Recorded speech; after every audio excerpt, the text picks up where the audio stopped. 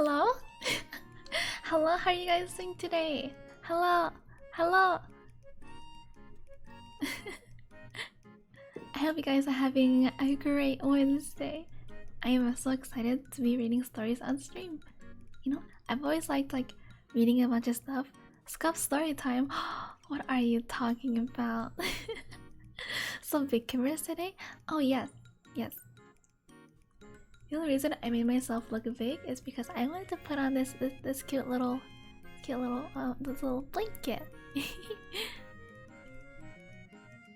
Putting this on because we're being comfy, so we all can snuggle and be warm and stuff like that. Bark! Hi Jimmer! How are you doing today? Hi Type, hi Flubber. Last exam was today. Pog? Yo?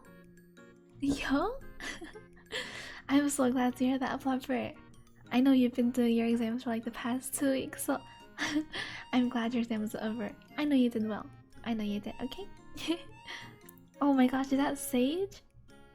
Thank you so much for the 4 months and the Prime sub. Howdy Kimmers? Hi Sage, how are you doing today? Seems to do my daily work, have a good stream. Understandable. Thanks for stopping by, Jammer. I appreciate it. I hope you have a nice rest of your day. Also, thank you, sorry Lesito, for giving me your soul. Itadakimasu. Yum yum yum yum yum yum yum. Should your blanket is blocked by the book and table? I can't. Because if I do that, my arms are gonna stick out. Then you guys are gonna be like, oh my gosh, Kimi is for arms. Kimi's a dummy head. Thank you, Matthews, giving me your soul. Itadakimasu. Yum yum yum yum yum yum yum. Baby's a favorite VTuber that's currently streaming. Oh my gosh, I'm honored. Hi, Jevin, what's up? They went well? That's glad to hear. Or, I'm glad to hear. It's good to hear. Please, I can't say English. English is hard. Hey. Kim, what are we reading today? Okay. I have a large selection, but I wanted to ask you guys what you wanted to listen to, you know. There are bedtime stories, there are short kid stories, there are scary stories. What would you guys like to hear? I'd be happy to read anything for you guys. Or new fanfic stuff? I have no idea. Don't know. I'm so glad we stayed up. Caddy, you should definitely go to bed. Isn't it super late for you? Some real hard, dry sci-fi. What's Neuromancer? Sci-fi? I haven't read sci-fi in a long time. Sounds pretty interesting. Hi, Tactical Lady. Thank you, Tsutsuki, for giving me your soul. Itadakimasu. Yum yum yum yum yum yum yum. Alright, guys. I'm gonna be reading some titles out loud for you guys. So, if you guys, if you guys think any of these sound interesting, please let me know. A lot of these are like kids ones too. I wasn't sure what kind of stories y'all wanted to listen to. Your master is basically the inspiration for Ghost in the Shell. It's like the first major cyberpunk book. Oh really? I haven't I never really read an actual sci-fi cyberpunk-ish story before. I've always been into the action fantasy kind of stuff. Hi Embergy, how are you doing today? You know, action sci-fi action fantasy, those magic knight books and stuff like that. I remember one of my favorite book series when I was younger was Ranger's Apprentice. Oh, that one was so cool. I still remember most of the characters and most of the plot. It was really nice. What else? I liked reading I forgot what it was called. The first book I really liked. The second one was called Fire. The third one was called Bitter Blue. You know, the young adult fiction, cool stuff like that. It's really cool. Your voice is so cute and comfy. No, your voice is super amazing, dude. I love listening to your streams and having them on in the background. The most adorable person I've ever met. Thank you, Chane, for giving me your soul. Itadakimasu. I'm not sure if it's Shane or Chane. I'm sorry if I said it wrong. welcome to the stream. Gonna lie, sci-fi is hard to read if you're not into it. Yeah, I'm more into like a magic and fighting. Swords, knights. That stuff I really like. Cause my weapon, my favorite weapon probably would be swords. Swords are super cool. I know they're basic and stuff, but like, they're just so cool. Maybe it's just me, I don't know. My brother was a big fan of that series. Oh yeah. Dude, I read all of them, and even like this like the spin-off ones too. I remember going to my school library and like looking for like the next volume after volume because I liked it so much. I think you really love Terry Pratchett books? Terry Pratchett? What is that? I mean, who is that? I told us on vacation where I can't remember. Anyways, how you doing? Oh, I hope you're having fun in your vacation week. I'm doing great. How you doing? Also, Nins, thank you so much for the 4 months. My heart, it's yours. Oh, I will take good care of it. I hope you'll take good care of mine. Choo. Also, thank you, Shikiomi, for giving me yours. So, itadakimasu. Yum yum yum yum yum yum yum. Bark! He was wearing a white trash bag. What the heck? Like comedy fantasy books is a great writer? Oh, I'll definitely check it out, Jevin. I'll have to take note of his name. Also, let me look at my request real quick before I start reading so I don't forget it. I did the work, I did the work.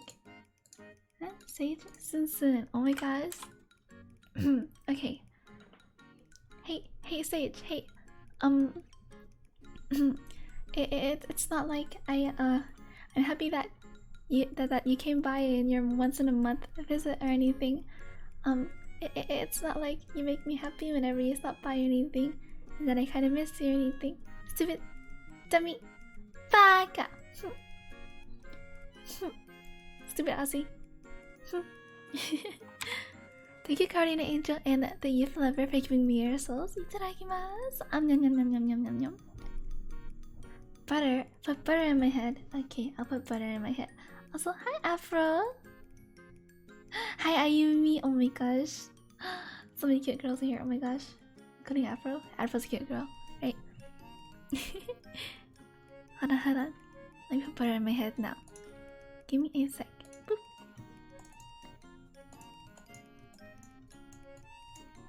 Butter. Oh my gosh, that butter looks so big on my head.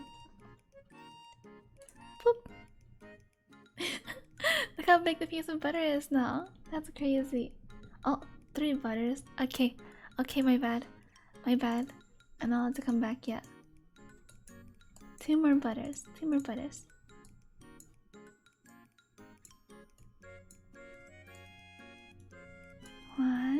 One more. And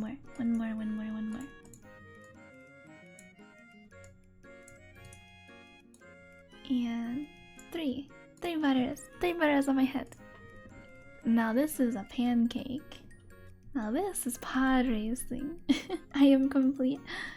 It's not like I am when you hear anything. Triple stack, I did. Everyone's coming to hear your story time. Oh my gosh. Is it the Ayumi? Oh my gosh. Is that the Nadine Prodigy Ayumi RL? I am a big fan. How are you doing today? Would it be funny if I should have played it or redeem the big voter? That would be kind of funny. Kimi, hi pineapple. I was gonna say now would be a time to redeem that. Shh. This is what I call butter on the dog. True. Okay. Guys, I'm going to list a bunch of stories to you. Or a bunch of book titles. Don't redeem Big Butter. Don't redeem Pig Butter. Don't do it. I put on this blanket for you guys so we can all be comfy together. Please. Okay, hold on. One more butter. Butter.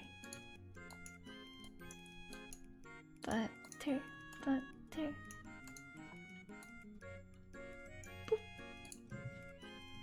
Now we have 4 butters. What do you say we should redeem Big Butter? Will every say so? What?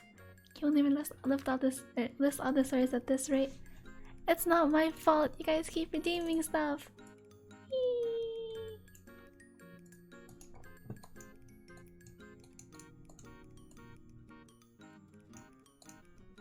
So you guys probably heard these stories before if you live in the US. Since I think there's a lot of like children's books about this stuff. Another butter. Oh my gosh. I can never do my story time stream now, guys. Never.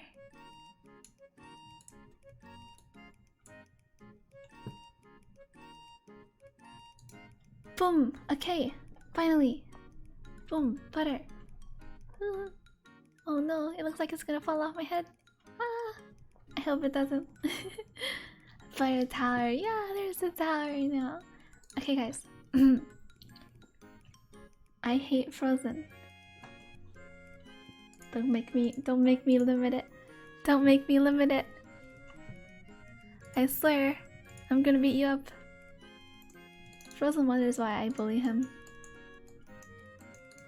He's like, oh, Kimi is so mean to me.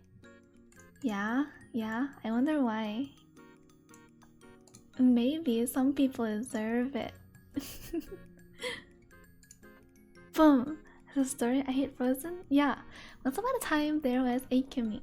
And once upon a time there was also a Frozen. Kimi beat Frozen up. The end. I hate Frozen. It's the most butter we had on our head. I think the most is like 20. I think I stopped around 20 and I was like, you know what? I'm just gonna turn into Big Butter. I think so. 10-10 story, what a plot twist. Is it really a plot twist? I think everyone expected that. Oh my gosh, how am I supposed to read stories? Thank you, Mike Oxmal, for giving me your soul. Itadakimasu! Nom nom nom nom nom nom nom. Also, thank you, Sloth the Bear, for giving me your soul. Itadakimasu! Nom nom nom nom nom nom nom. Has a problem that only allowed you to put a maximum number of butters on, not that you feel like Big Butter? No, it's because I didn't want to put that many on and you guys redeemed so many. So I think you guys went up to 30 and then I turned into Big Butter. I think that's what happened. It was a while ago though, so I might not remember correctly.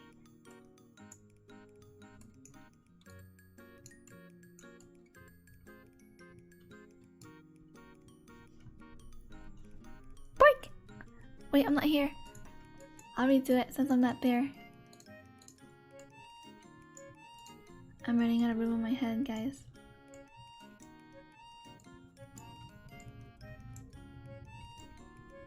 Just saying.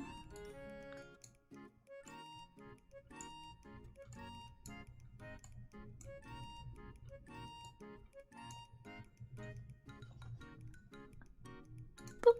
Okay. Break! Look, I know that one looks like it's about to fall down, but bear with me, guys. It's not gonna fall, I promise. The mouse on your shoulders. I reserve booba. Hey. Okay. Okay, so there is Jack and the Beanstalk, Little Red Riding Home. I thought it was Little Red Riding Hood. Okay, there's Hansel and Gretel, the Three Little Pigs, the butterfly that stamped. I've never seen that one before. The crab that played with the sea, the beginning of the armadillos, my lord bag of rice. Those are bedtime stories. Oh. Thank you, Gavitsky, for giving me your soul. Itadakimasu. Yum yum yum yum yum yum yum yum. My lord bag of rice, don't ask. I don't know. Two more butters. Man, you guys are some meanies. Boop. Okay, where am I gonna fit this butter? I don't think it fits on my head anymore. I'll just make 3 stacks.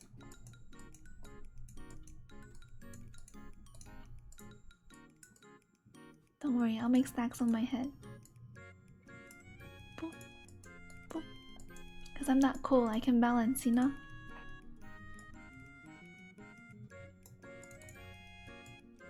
Oh my gosh. I added the wrong thing. Awkward. Oh wait, I don't even know how many I have to put on now. I think I put on one too many, I might be wrong. Hey Bunny, can you count how many I have? I don't remember. I didn't count. Boop! There you go.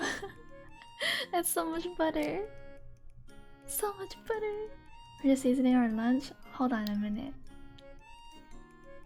I told you guys you aren't allowed to eat me. It's kind of legal, you know. I'm kind of living and breathing. Anyways, there's also some scary stories. 7 butter, something cute.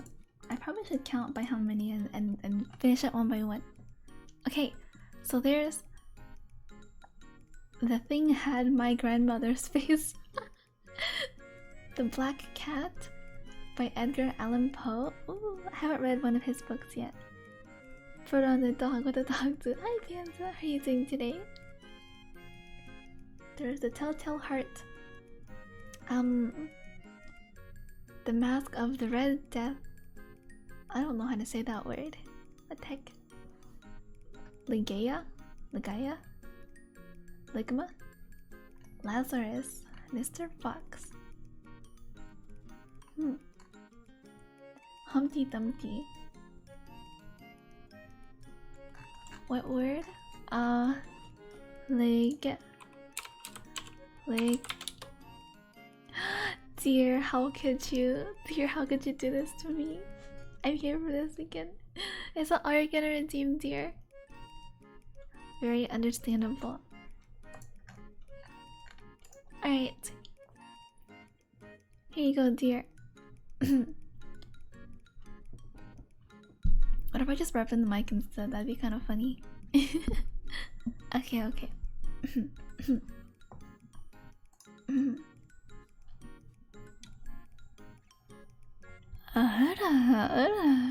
Oh, that was bad. I'm sorry. I haven't done it in a while.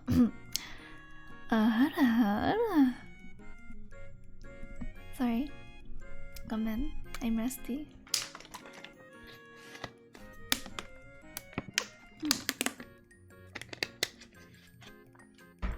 Sorry. Okay. I can move on to the other website and look for other stories to read.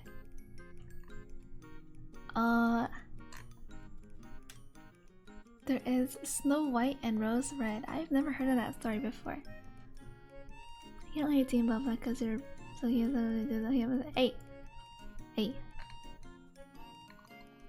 I'm watching you, Jevin. I'm watching you.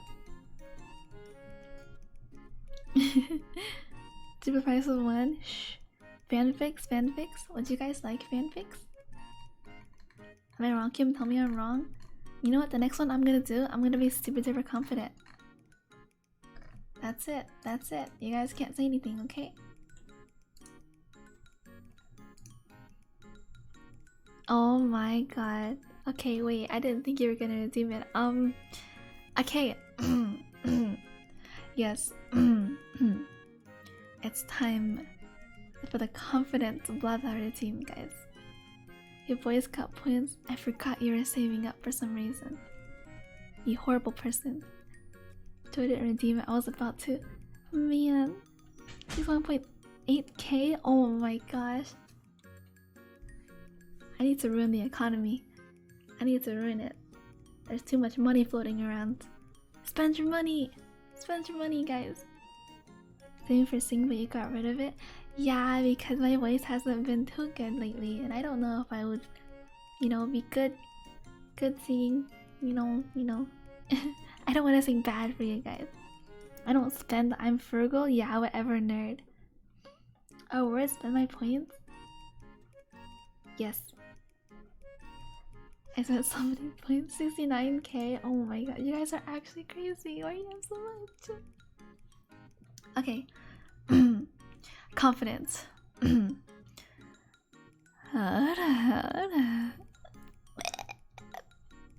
mean, yes, there you go. That was my confident redeem. Noblesse at the end. Also, thank you to Hydrate redeem today. That's not confidence. Shut up. Those out of instinct. I was out of instinct. I couldn't help it.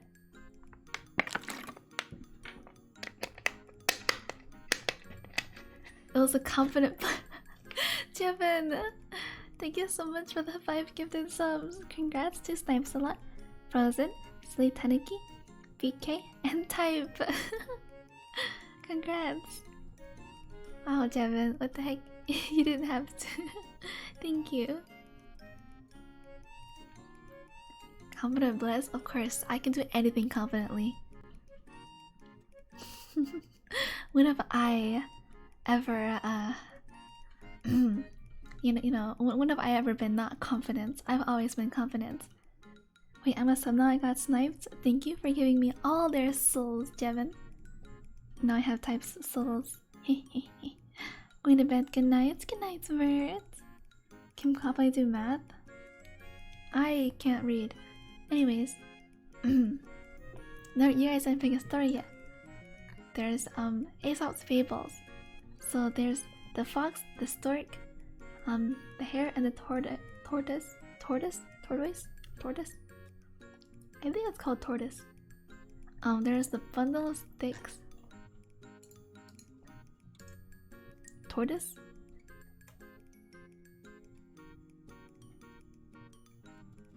The frog who wished for a king. Proceeds to the big stream. I don't know what you're talking about, Eso. I'm looking at shapes and symbols. Damn it, thank you so much for the gifted sub to LG. Wow, imagine. You're supposed to say baby things. Pick something that sounds good, Kimi Bimmy. Okay, let me do a bedtime story. Let's do... Oh, it tells you how long it takes to read too. How long do you guys think I can like speed run this? I started the entire subathon without getting sniped only for this kind of on random donating. It should be like that sometimes, type. Speedrunning child stories? Yes, let's do Hansel and Gretel. Read now.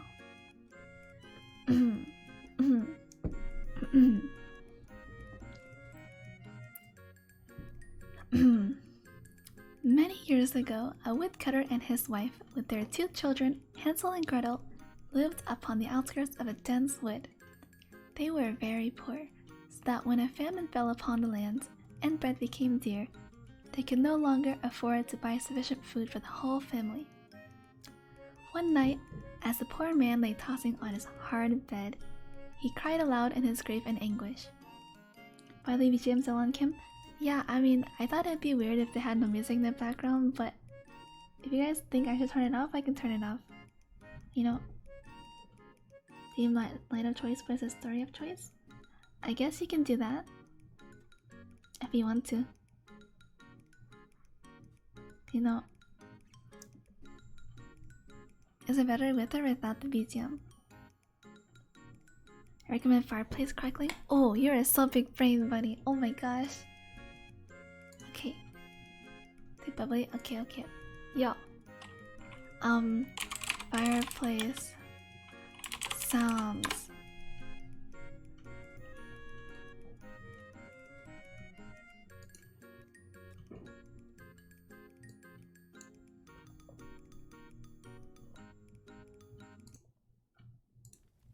Can you guys hear that?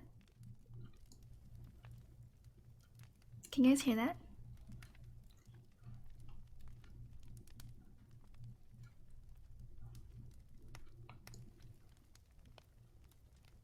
It's like very faint. I don't know if this is... Oh my gosh, that's kind of loud. Or it's not light storm on rain. I literally sleep with that every night. Oh, hi Animaniac. How does it sound, guys? Let me know. I'm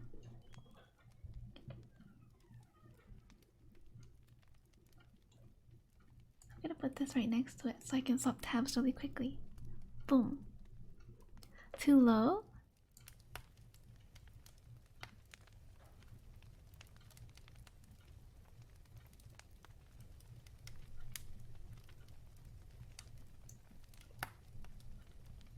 Better?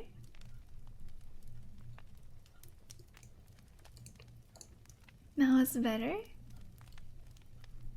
Tiny bit? Tiny bit.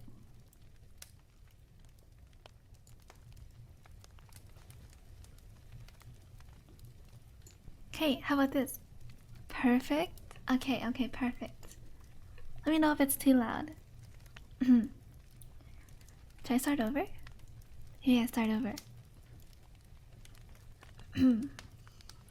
Many years ago, a woodcutter and his wife, with their 2 children, Hansel and Gretel, lived upon the outskirts of a dense wood. They were very poor, so that when a famine fell upon the land and bread became dear, they could no longer afford to buy sufficient food for the whole family. One night, as the poor man lay tossing on his hard bed, he cried aloud in his grief and anguish, "Alas! What will become of us? How can I feed my hungry little ones when we have no food for ourselves?" "Listen to me, good man," answered his wife, who was stepmother to the children. "As it is no longer possible for us to keep our children, we will take them into the wood with us tomorrow, light a fire for them, and give each a piece of bread and leave them. They will not easily find their way back, and so we shall be rid of the burden of them." But the father said, "No, no! I cannot find it in my heart to leave my darlings to perish. The wild beasts would tear them limb from limb." "Then," answered the wife, "we must all 4 die of hunger." She gave her husband no peace until he promised to do as she wished.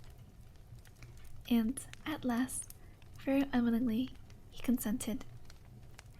Now the 2 children had been too hungry to go to sleep that night, and so it happened that they overheard all that their parents were saying.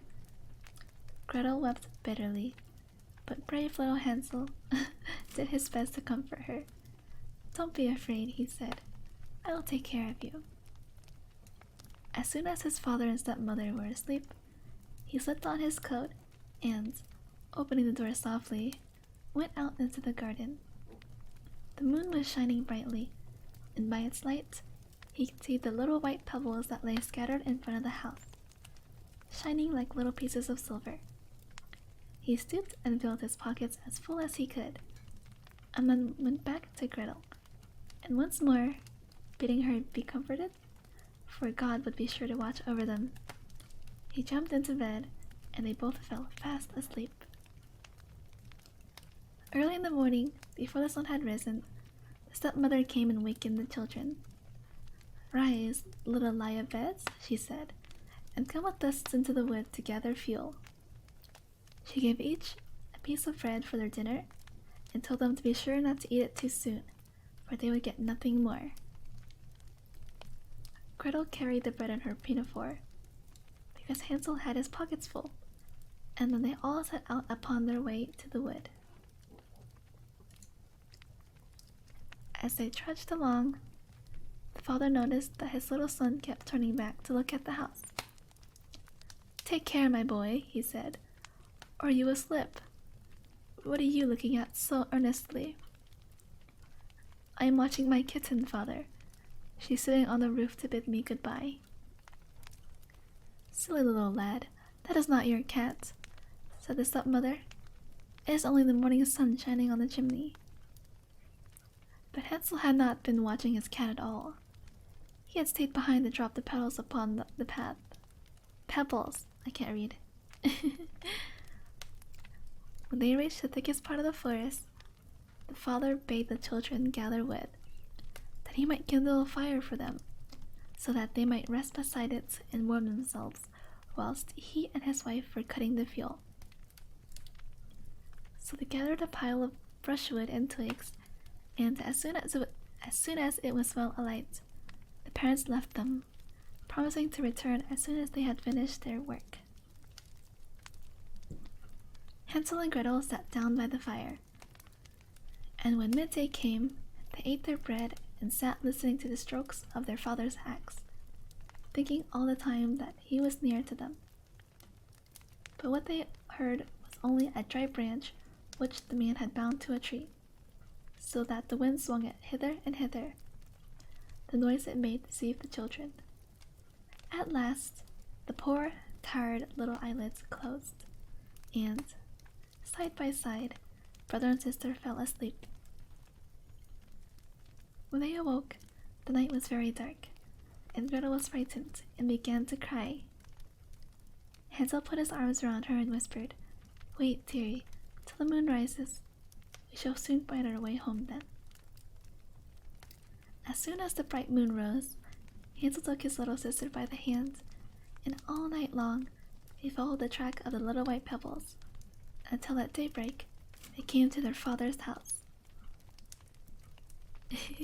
Hi Neon, hi Ryuga, hi Let It Play, how are you guys doing today? So I can fall asleep to this pog? That's what I like to hear. Boom. Also, it's butter, not cheese, dummy. They knocked at the door, and no sooner did the stepmother open it than she began to scold them for having stayed out so long in the wood. But the father greeted them kindly, for he had grieved sorely for his little ones. Oh, thank you. I don't know. I can't read. I'm sorry. I'm really bad at reading katakana. Thank you for giving me your soul. Itadakimasu. Yum. Also, Lord Toasty Night, thank you so much for the 6 months. Oh my goodness. Boop. How are you doing today, Toasty Night? It's already been half a year with you. You're not reading that. I'm so bad. I'm sorry. Let me get a sip of water real quick. Water.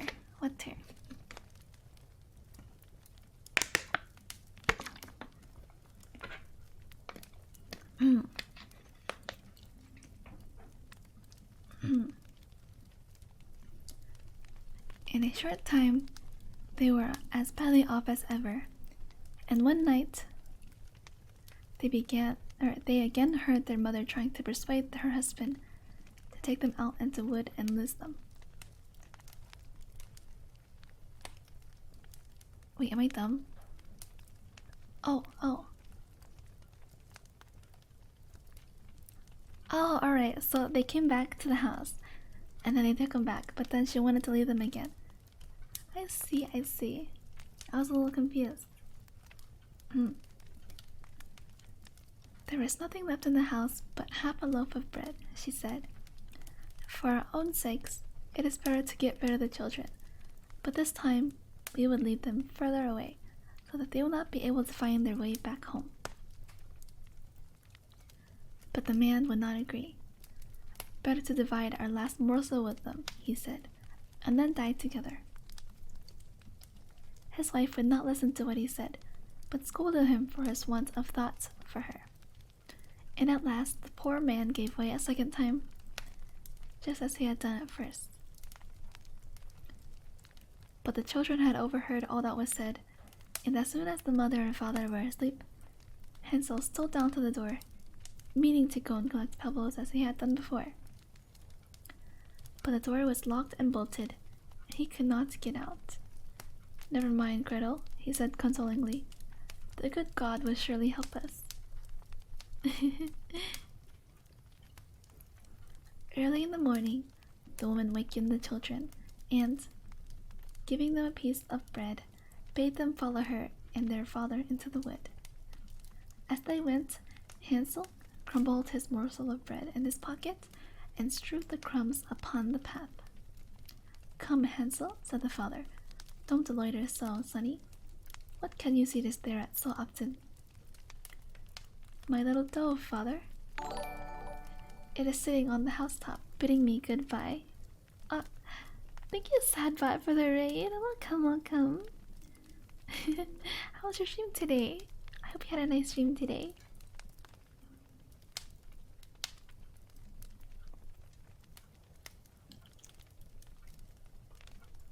It was a lot of fun. I'm glad to hear. How are you doing today on your stream? We are doing a comfy storytime stream today. Are you illiterate, son? Of course, I'm not. Clearly, I'm definitely not reading right now. No. I am just voicing my thoughts right now, so I wrote this whole story from my memory, right? I definitely did not take it off a website. Definitely not. Kimmy's making me sleepy while playing good. Excuse me. Sleep is good. Dark mode got my eyes weird. Dark mode is the best. It's really easy on your eyes. I honestly prefer it. Oh, you don't yawn. Sorry. Okay, continuing on. Nonsense, said the woman. It is not your dove.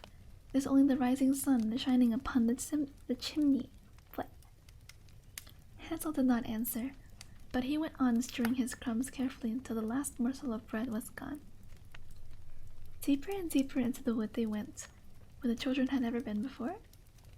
There a great fire was kindled, and the mother said, "Stay here, children, whilst your father and I go to cut wood. If you are tired, you may sleep a while. We will fetch you when it's time to go home." When dinner time came, Gretel divided her piece of bread with Hansel, because he had scattered all his share upon the road. And then they went to sleep. The evening shadows fell, but still no one came to fetch the poor children, and it was not until midnight that they awakened.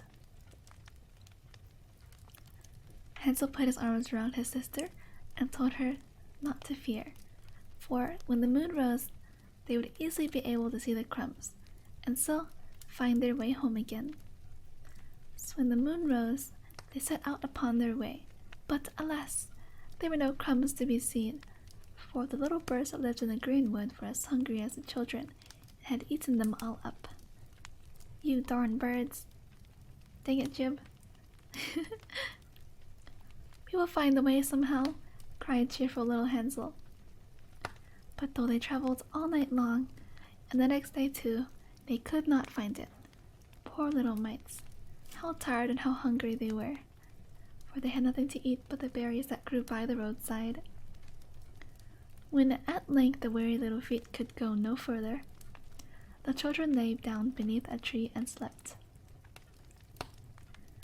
On the third day, they were still as far away as ever, and it seemed to them that the longer they walked, the deeper they got into the wood, and they began to be afraid that they would die of cold and hunger.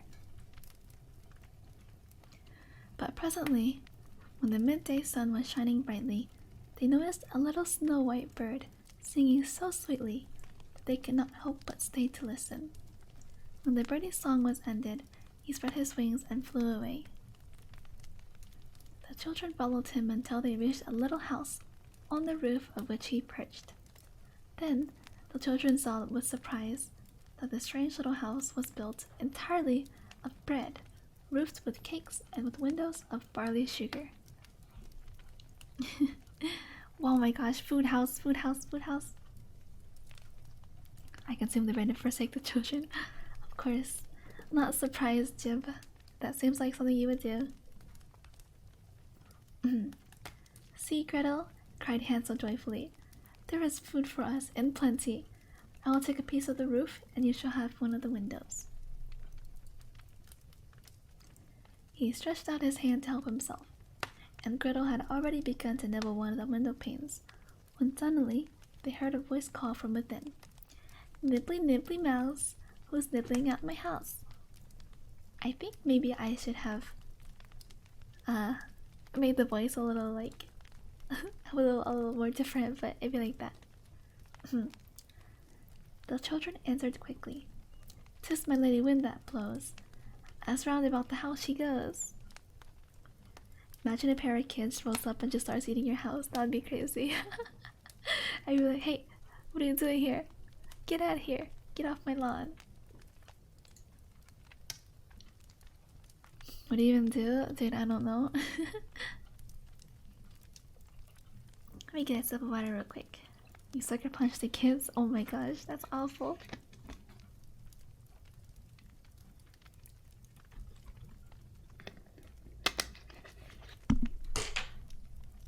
Water bottle done.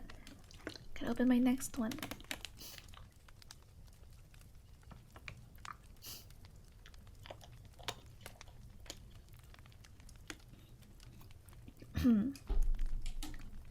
Okay.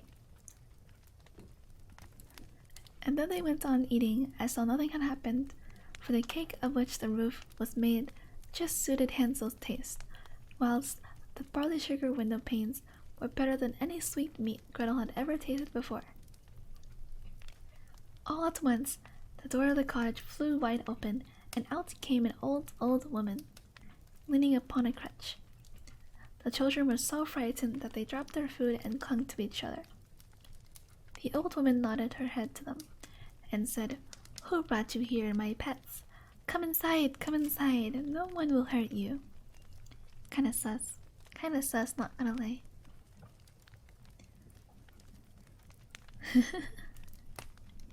Yeah, come inside my van, I got candy. Wink, wink. She took their hands and led them into the house, and set before them all kinds of delicious foods, milk, sugared pancakes, apples, and nuts. When they had finished their meal, she showed them 2 cozy little white beds, and as Hansel and Gretel lay snugly tucked up in them, they thought to themselves that they surely had now found the most delightful place in the whole wide world. But the old woman had only pretended to be friendly and kind, for she was really a wicked old witch, who was always lying in wait to catch little children. Indeed, she had built the little house of bread and cakes especially to entice them in. Whenever anyone came into her power, she cooked and ate him, and thought what a fine feast she had had. Witches have red eyes and cannot see far, but they have keen scent, like animals, and can tell at once when a human being is near to them. As soon as Hansel and Gretel came into her neighborhood, she laughed to herself and said mockingly, "Ha ha, they are mine already. They will not easily escape me." Kinda messed up, not gonna lie. Early in the morning, before the children were awake, she stood beside them and admired their rosy cheeks and soft round limbs. This is kind of Monka, not gonna lie. Monka-esque.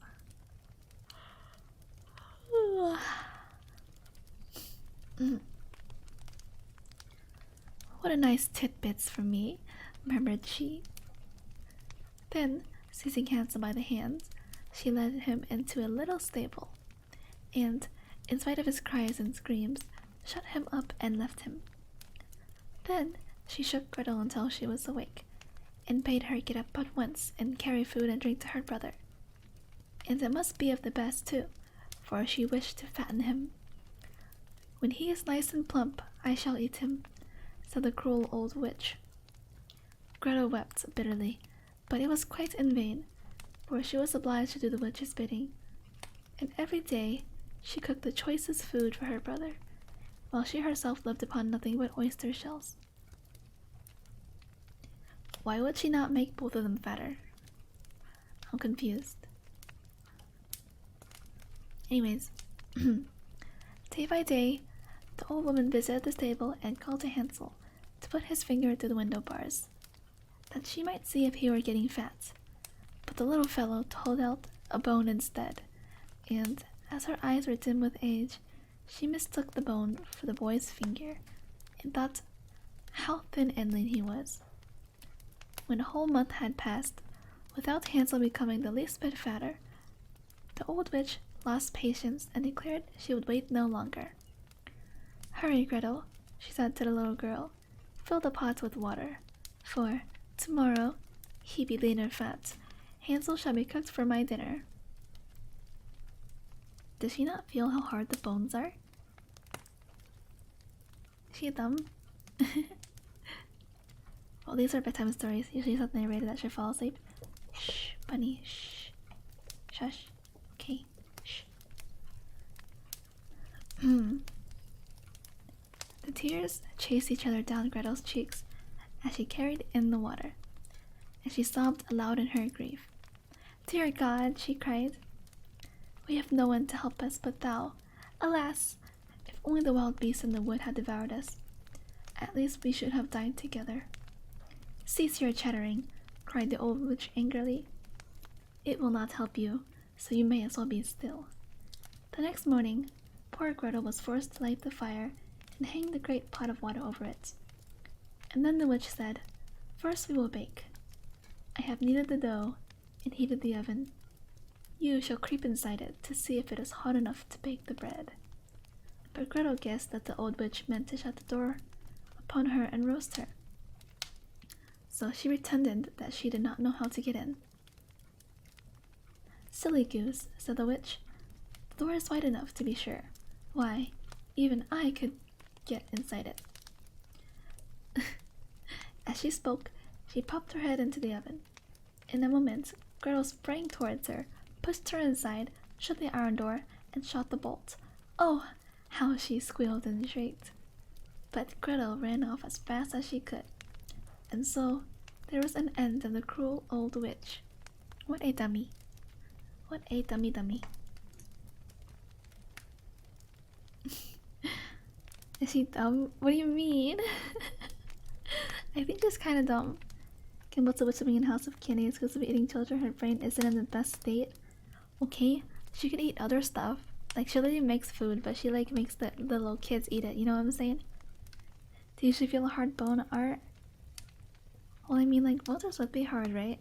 Otherwise you would collapse, you know?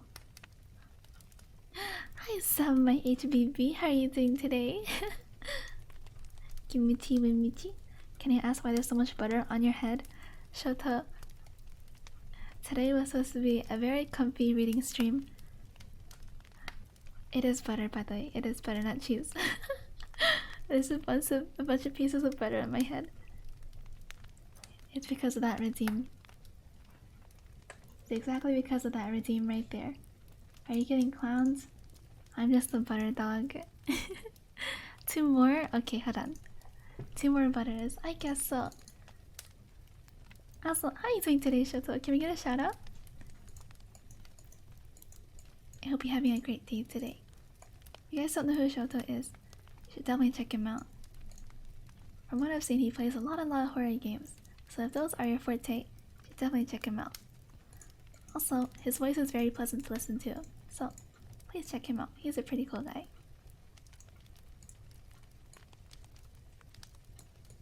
Want more butter on my head now? It's huge. Boop. There you go. So 2 more. So I couldn't fit more butter on top of like the middle stack. So I like started stacking on the right side instead. And then when that gets too full, I guess I'll like start putting it on like the left side of my head. If you go to jail for tax evasion, you'll be living free of taxes with other people's taxes. Dude, it's too easy. What can I say? I'm relaxing with my friends for a bit. Oh, that's really nice. We're doing a comfy story time stream today, and I'm currently reading Hansel and Gretel. Horror, I was only there from Dami Mommy's stream. Resident Evil, the new one. I need to play it, but I need to play 7 first, apparently, because it links to 8. So on Friday, I'll be starting Resident Evil 7, and then after that, I'll play the new one.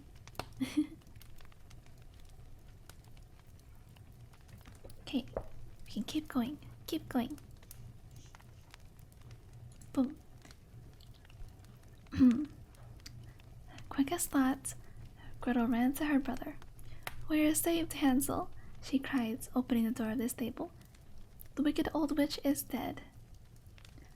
Hansel flew from its prison as a bird from its cage, and the 2 happy little children kissed each other and jumped for joy. No longer afraid of the old witch, they entered the house, hand in hand, and then they saw that in every corner of the room there were boxes of pearls and diamonds and all kinds of precious gems. "Ah," said Hansel merrily, "these are better than pebbles, Gretel." And he stuffed his pockets with the jewels, whilst Gretel filled her pinafore. Pinafore? What the heck is that word? What? "Now," said Hansel, "we will leave the witch's wood behind us as fast as we can." Wait, why did they not get all the food from the house before they left? They just took the gems? They're gonna get mugged. Dude, it's actually crazy. You know, are you reading Kids Friendly Hansel and Gretel, the original one? I think this is the original one. You only play Resident Evil 7 first, there were spoilers for 7 and 8. Oh, I was told that like they kind of linked up because the characters were almost the same. So maybe I was told that playing 7 first would be better. Also, thank you Dino Stray for giving me your soul. Itadakimasu. Nom nom nom nom nom nom. Main character's name? Yeah, Ethan. Ethan, right? Ethan Winters. What book is this, by the way? Hansel and Gretel. I think original one. I also have no idea what a pinafore is. Pinafore. Let me type it out. I've never seen that word before. It's crazy. Alright, let me get some water real quick. Water, water, water.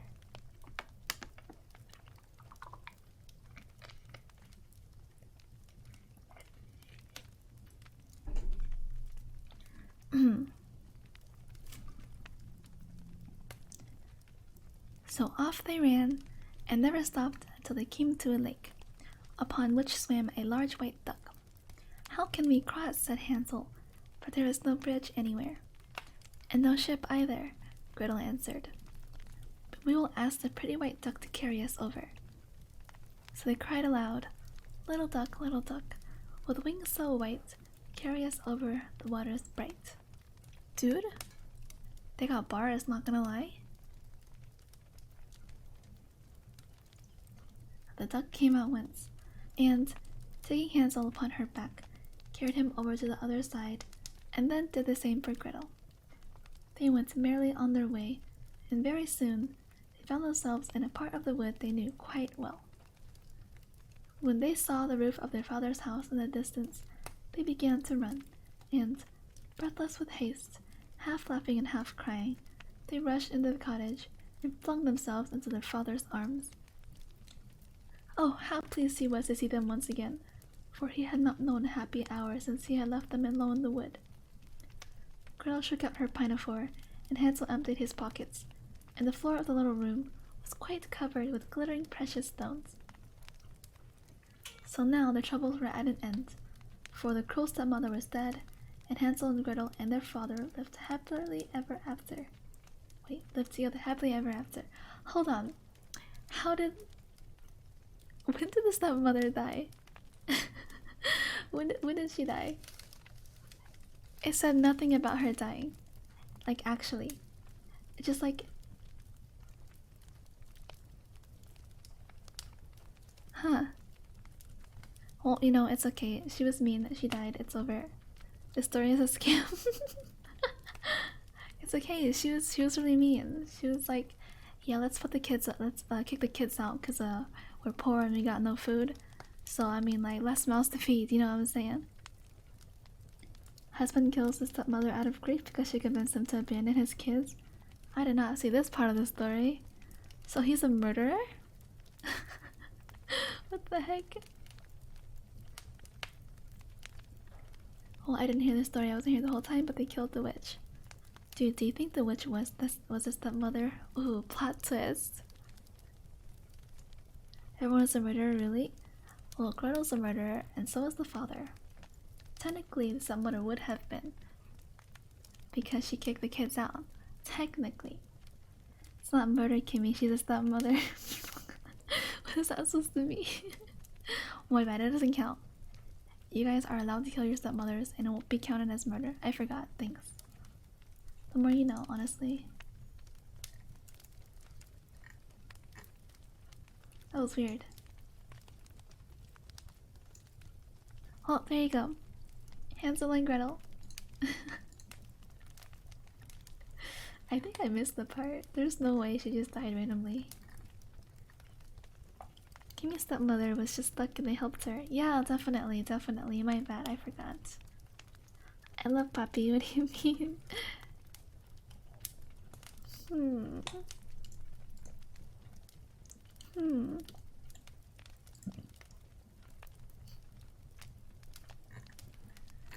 Alright.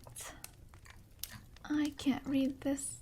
I can't even use this website because I have to do the free trial. I don't want to do that. Boop. No trial. Goodbye.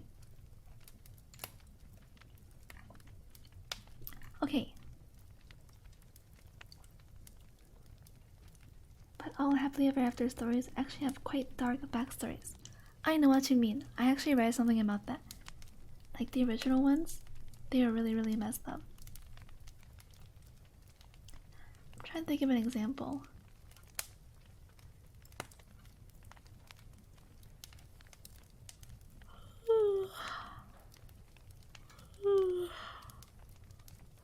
Excuse me. Why am I tired? And your brother's Grim are called Grim for a reason. Yeah. They're meant to scare the kids? Why would you tell kids scary stories before they go to bed? They're gonna be scared. It's crazy. Like rotting wood was meant to keep kids away from the forest or something like that? Oh, I see what you mean. I see. Alright. I really want to read the Three Little Pigs, so let's go. Three Little Pigs time. I know you could fall that asleep like a rock if you couldn't yawn more. Sorry. It's gonna be him properly, because back then not listening was actually dangerous. But they would have like dreams about it. You know? That'd be pretty bad. You'd have nightmares and you'd be super duper scared. Three little shrimps. Three little shrimps. Alright. Here we go. Three Little Pigs. Actually impressed at how much butter you can stack on your head. Thank you, Parallax. I am what they call a very talented, a prodigy, if you will. A prodigy at butter stacking. I'm just that cool. My balance is pristine.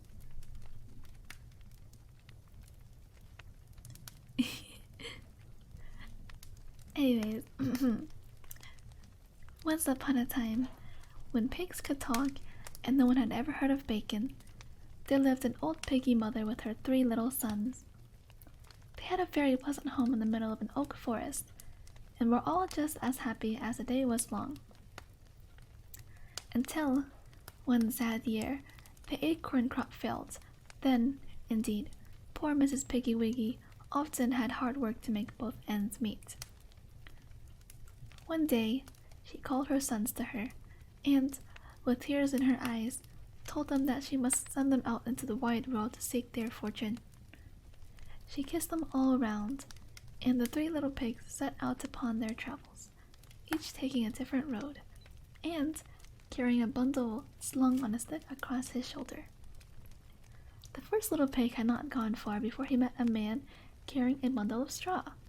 So he said to him, "Please, man, give me that straw to build me a house." The man was very good-natured, so he gave them the bundle of straw, and the little pig built a pretty little house with it. No sooner was it finished, and the little pig, thinking of going to bed, than a wolf came along, knocked at the door, and said, little pig, let me come in." Not very cash money. Thank you, Kurai Kirin, for giving me your soy. Itadakimasu. Nom nom nom nom nom nom nom. If you live in a day where anything can kill you, being scared to head in your room and having nightmares is better than that. That is probably true. You're right, let it play. I don't know where origin in this story. I have no idea either. Let me come in. No.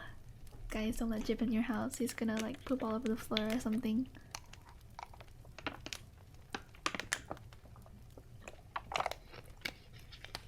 Water. Okay. But the little pig laughed softly and answered, "No, no, by the hair of my chinny chin chin." Then the wolf said sternly, "I will make you let me in, for I'll huff and I'll puff and I'll blow your house in." So he huffed and he puffed and he blew his house in, because, you see, it was only of straw and too light, and when he had blown the house in, he ate up the little pig and did not leave so much as the tip of his tail. That's messed up. The second little pig also met a man, and he was carrying a bundle of furs. So Piggy said politely, Please, kind man, will you give me that first to build me a house?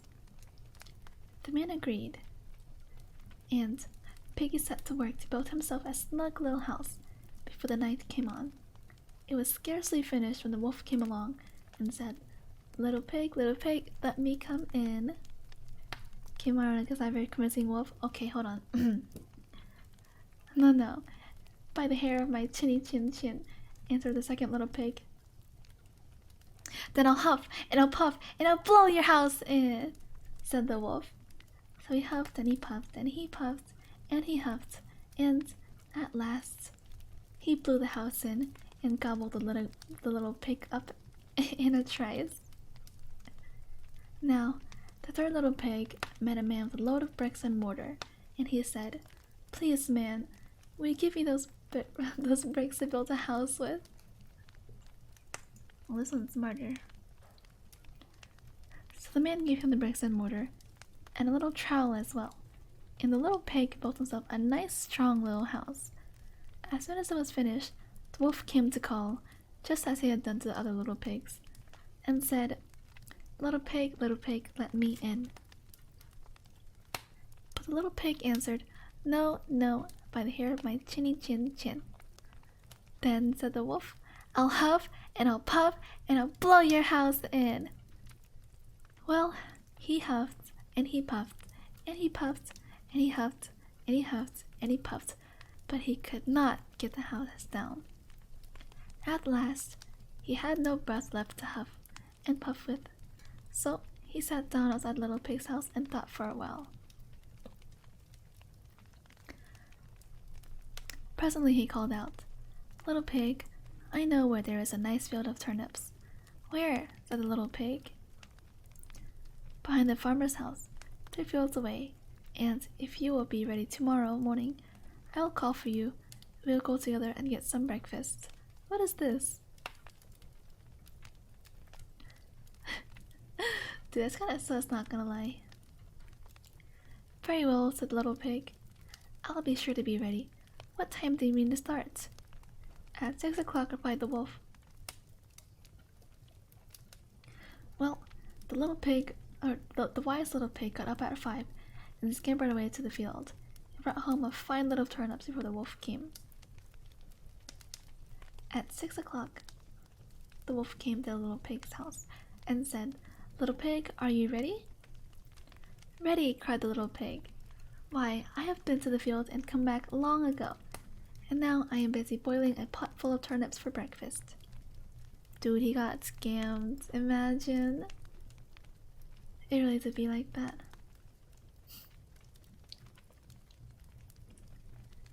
The wolf was very angry indeed, but he made up his mind to catch up the little pig, somehow or other. So he told him that he knew where there was a nice apple tree. "Where?" said the little pig. "Round the hill in the squire's orchard," said the wolf. "So if you will promise to play me no tricks, I'll come for you tomorrow morning at 5 o'clock, and we will go there together and get some rosy-cheeked apples." The next morning, Piggy got up at 4 o'clock and was off and away long before the wolf came. But the orchard was a long way off, and besides, he had the tree to climb, which is a difficult matter for a little pig, so that before the sack he had brought with him was quite filled, he saw the wolf coming towards him. Oh no. Little pig, oh no. He was dreadfully frightened, but he thought it better to put a good face on the matter. So when the wolf said, "Little pig, why are you here before me? Are they nice apples?" he replied at once, "Yes, very. I will throw down one for you to taste." So he picked an apple and threw it so far that whilst the wolf was running to fetch it, he had time to jump down and scamper away home. Damn, he really played catch with the wolf. The next day the wolf came again and told the little pig that there was going to be a fair in the town that afternoon, and asked if he would go with him. "Oh yes," said the pig, "I will go with pleasure. What time will you be ready to start?" "At 3:30, said the wolf. "Of course, The little pig started long before the time, went to the fair, bought a fine large butter churn, and was trotting away with it on his back when he saw the wolf coming. He did not know what to do, so he crept into the churn to hide, and by doing so, started it rolling. Down the hill it went, rolling over and over, with the little pig squeaking inside. The wolf could not think what the strange thing rolling down the hill could be, so he turned the tail and ran away home in a fright, without ever going to the fair at all. He went to the little pig's house to tell him how frightened he had been by a large round thing, which came rolling past him down the hill. What the heck? That's kind of cute. Let's go, little pig. Hi, Snappy. How are you doing today? Love when she splatters. I'm sorry. I'm sorry. Is that crocodile fire right here? Yes, we're at a fireplace.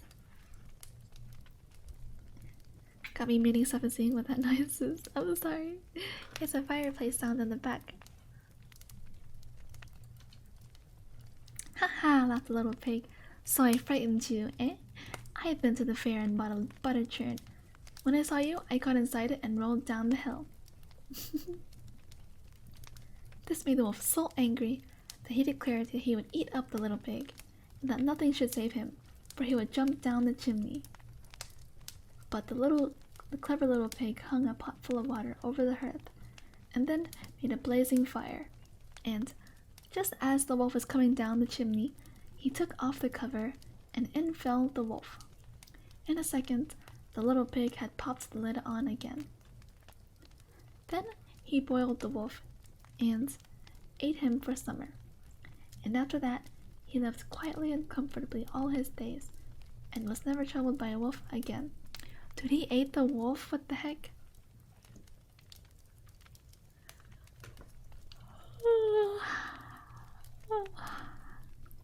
Excuse me. I forgot that he ate the wolf at the end. Kind of reverse psychology.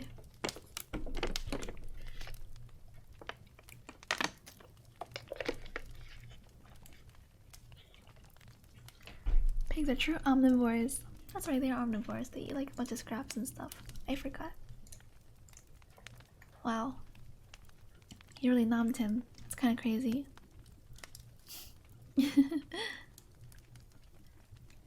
Real cozy time. We do be cozy out here. We be cozying it out here, you know. You know. Alright, guys. What to read now? I have also Jack and the Beanstalk here, but there's some more bedtime stories. There's a lot of them, like a lot of them. But some of these I've never heard of before. Kind of crazy.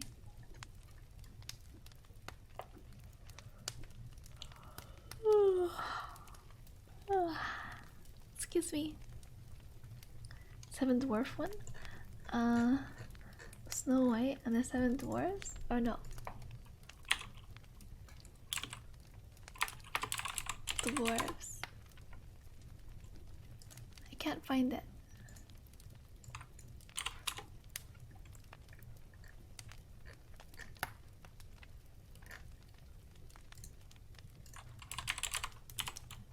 Seven Dwarves. I'm looking. Cannot find it though. Sleeping Beauty or something like that. Snow White. Snow White. There's two different ones. There is Snow White and Rose Red, and there's normal Snow White. I have never heard of the Rose Red one. What is that?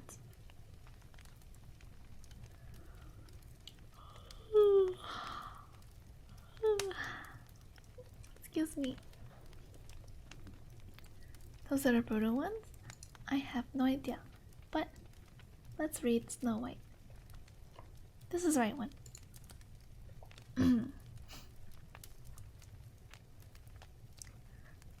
There was once a queen who had no children, and it grieved her sorely. One winter's afternoon, she was sitting by the window sewing, when she pricked her finger, and 3 drops of blood fell on the snow. Then she thought to herself, "Ah, what would I give to have a daughter with skin as white as snow and cheeks as red as blood?" After a while, a little daughter came to her with skin as white as snow and cheeks as red as blood, so they called her Snow White. But before Snow White had grown up, her mother, the queen, died, and her father married again, a most beautiful princess who was very vain of her beauty and jealous of all women who might be thought as beautiful as she was. And every morning she used to stand before her mirror and say, "Mirror, mirror on the wall, who is the fairest of us all?"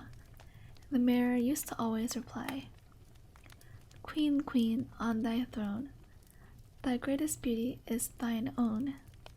Wow, what a narcissist. Gosh.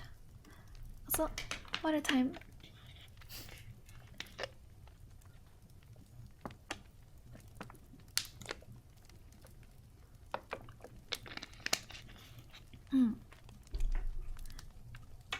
But Snow White grew fairer and fairer every year, till at last, one day, when the Queen of the Morning spoke to her mirror and said, "Mirror, mirror on the wall, who is the fairest of us all?" the mirror replied, "Queen, queen, on thy throne, Snow White's the fairest, thou must own." Then the queen grew terribly jealous of Snow White, and thought how she could get rid of her, till at last she went to a hunter and engaged him for a large sum of money to take Snow White out into the forest and there kill her and bring back her heart. But when the hunter had taken Snow White out into the forest and thought to kill her, she was so beautiful that his heart failed him, and he let her go, telling her she must not. Shrimp, for his sake and for her own, returned to the king's palace. Then he killed the deer and took back the heart to the queen, telling her that it was the heart of Snow White. Not a narcissist, we were telling the truth. Well, she says it every day to confirm it, you know what I'm saying? That's still narcissism. You know.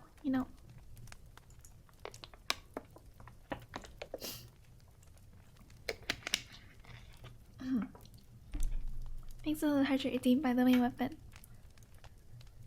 Snow White wandered on and on until she got through the forest and came to a mountain hut and knocked at the door, but she got no reply. She was so tired that she lifted up the latch and walked in. And there she saw 3 little beds and 3 little chairs and 3 little cupboards all ready for use. And she went up to the first bed and lay down upon it, but it was so hard that she couldn't rest. And then she went up to the second bed and lay down upon that, but that was so soft that she got too hot and couldn't go to sleep. So she tried the third bed, that was neither too hard nor too soft, but suited her exactly. She fell asleep there. Isn't this like Goldilocks?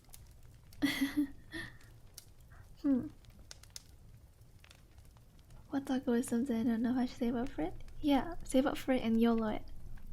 Equals the mirror and you say you're a butterhead. Hey, wait a minute. Wait a minute. Is that Goldilocks? It sounds like Goldilocks to me, I don't know. In the evening, the owners of the hut, who were 3 little dwarves who earned their living by digging coal in the hills, came back to their home. And when they came in, after they had washed themselves, they went to their beds. And the first of them said, "Somebody has been sleeping in my bed." Smells like girls here, ooh. And then the second one, "And somebody's really sleeping in my bed." And the third one called out in a shrill voice, for he was so excited. "Somebody's sleeping in my bed. Just look how beautiful she is." Yo? That's kind of creepy. So they waited till she woke up and asked her how she had come there. And she told them that all all that the hunter had said to her about the queen wanting to slay her. Goldilocks and Snow White share some of the setup, but conclusion is different. I see. I see. Then, the dwarves asked her if she'd be willing to stop with them and keep house for them, and she said that she would be delighted. Next morning, the queen went up as usual to her mirror and called out, "Mirror, mirror on the wall, who is the fairest of them all? Or of us all?" Oops. And the mirror answered as usual, "Queen, queen, on thy throne, Snow White's the fairest thou must own." And the queen knew that Snow White had not been slain. I mean, does she have to be alive to be pretty? She still could be pretty if she was dead, right? Is it new or illiterate? Shh. Is it Kimi? Yap. Yap. So you're kidding for Kimi? Don't do that. Keep your kidney. Kidney, I mean, you don't really need it, but you should keep it.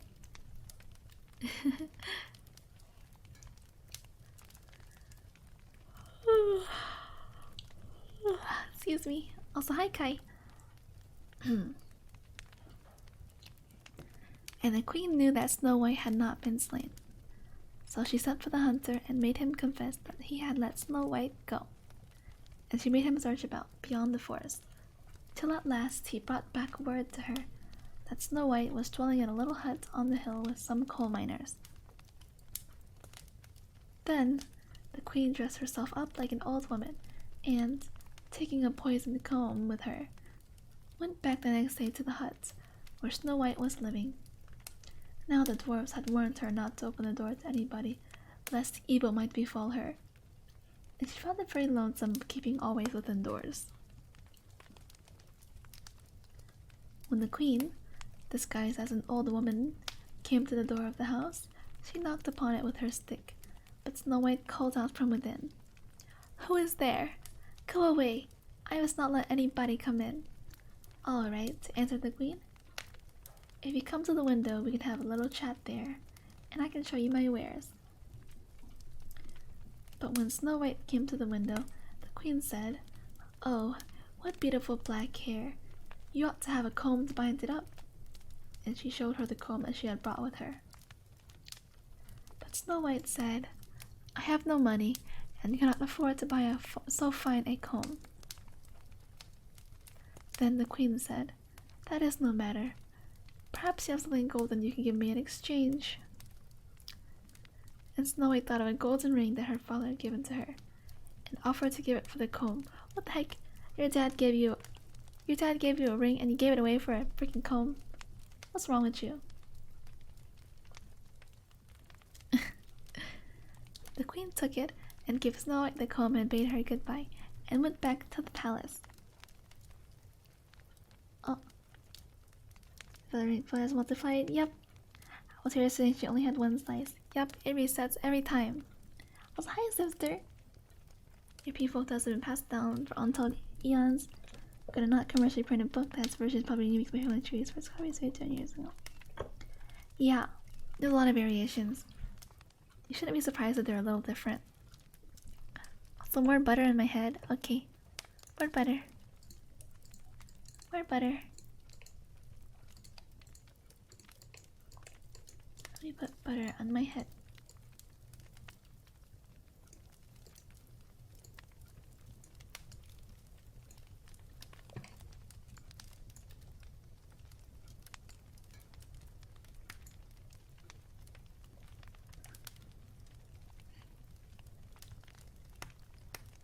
Boop. Boop. Boop. There you go. More butter on my head. It looks like it's gonna fall now. Doesn't look very good to me. let it play. Why would you do this to me? Why would you do this to me? Okay, hold on. Confident.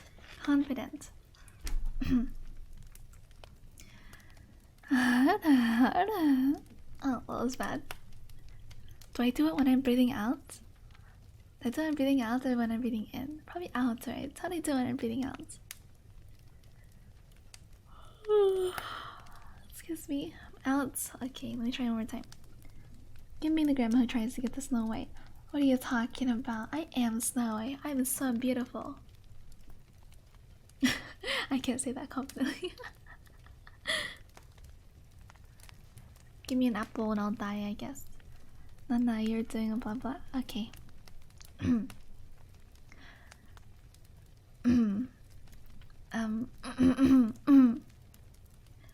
You're doing blah blah, you're a grandma?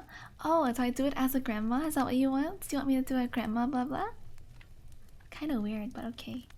I guess if you want me to do that.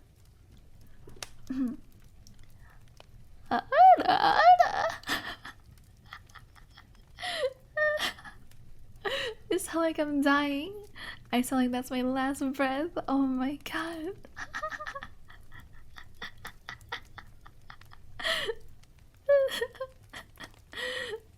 And there you go, a rusty torrent.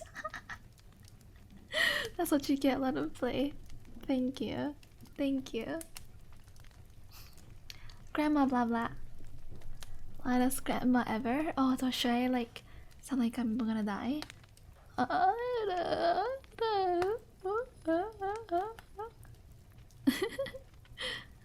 been watching a lot of Pecora recently. Like, what's her laugh again?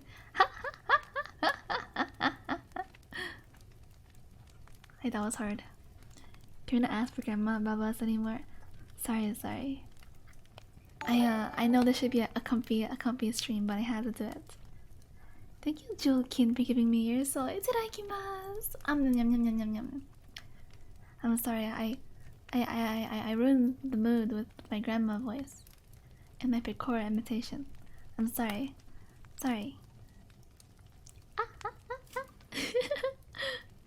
I like it though.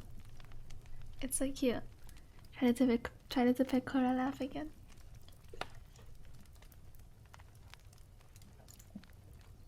Wait, I gotta listen to her.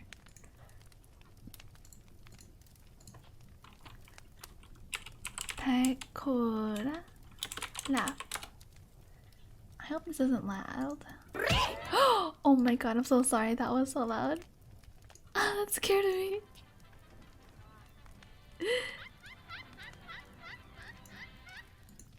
Okay.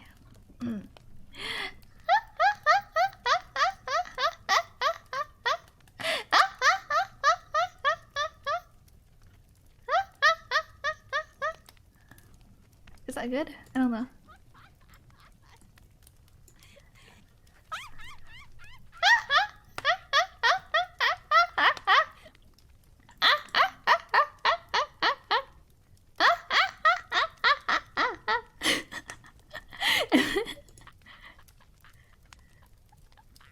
Am I doing it correctly?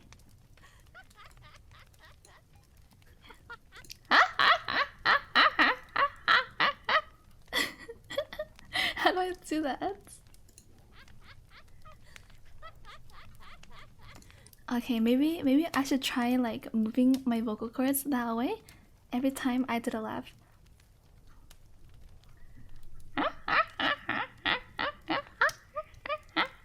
Oh my god, that feels so weird. I'm like moving my mouth around. So like I'm like tilting my mouth to like the right, bottom right, and then top right, and then left like in a circle whenever I do that. It's so weird, you're literally off punch. I'm not, I mean, you know, I guess I am 552, so I could be a grandma, so I'll be trying so hard for this. Dude, I'm gonna master it. I'm going to master it. I'm gonna be Pekima. Okay, that doesn't work. I can't say it. Don't mind that. You just erase that from memory. Okay. One more time, and then I go back to reading.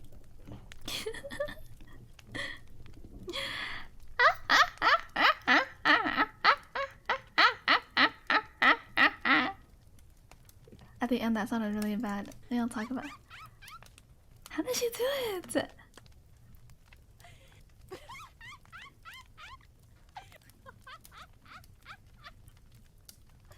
How did she do that? She's nuts. That's what great. Why is it 2 stacks of cheese and not 1? Because I can't make it go up anymore. Granny Pecora. Okay, that's enough. No more. Oops. I X out a tab and I opened up another tab. Okay, no more. Make towers sideways? I wish I could. That'd be funny. Make yourself smaller? No, I can't. I physically cannot put it on top of my head. Also, it's butter. It's butter. You dummies. You can't. I can, but it can't be attached to my head then.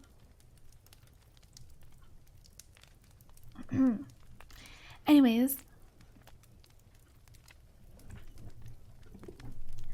Back to the stream that I was supposed to be doing.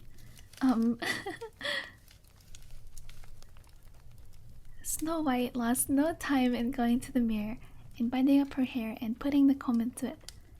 But it had scarcely been her hair a few minutes when she fell down as if she were dead, and all the blood left her cheeks, and she was Snow White indeed. Dang, that's kinda messed up, not gonna lie. When the dwarves came home that evening, they were surprised to find that the table was not spread for them, and looking about, they soon found Snow White lying upon the ground as if she were dead. But one of them listened to her heart and said, "She lives! She lives!" And they began to consider what caused Snow White to fall into such a swoon. They soon found the comb, and when they took it out, Snow White soon opened her eyes and became as lively as she ever was before. Next morning, the queen went to the mirror on the wall and said to it, "Mirror, mirror on the wall, who is the fairest of us all?" My gosh, why is it different? Cheese can be stacked and definitely butter cannot. Wait, really?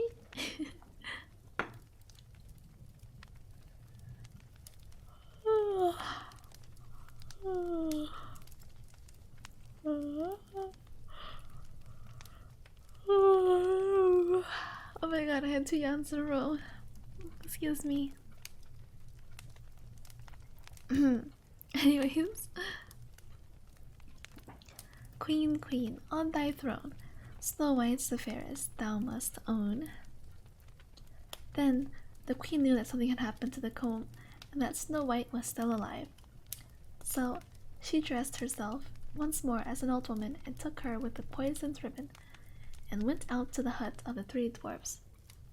And when she got there, she knocked at the door, but Snow White called out, "You cannot enter. Then, or I must not open the door." Then, as before, the queen called out in reply, "Then come to the window and you can see my wares." When Snow White came to the window, the queen said, "You are looking more beautiful than ever, but how unbecomingly you arranged your hair.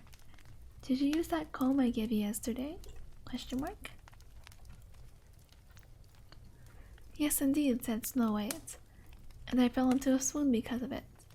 I am afraid there is something the matter with it. Isn't swooning a good thing? Like when you swoon for someone, like, oh, it's when you pass out, isn't it? Never mind. Not a good thing. Not a good thing." Never mind, I answered my own question.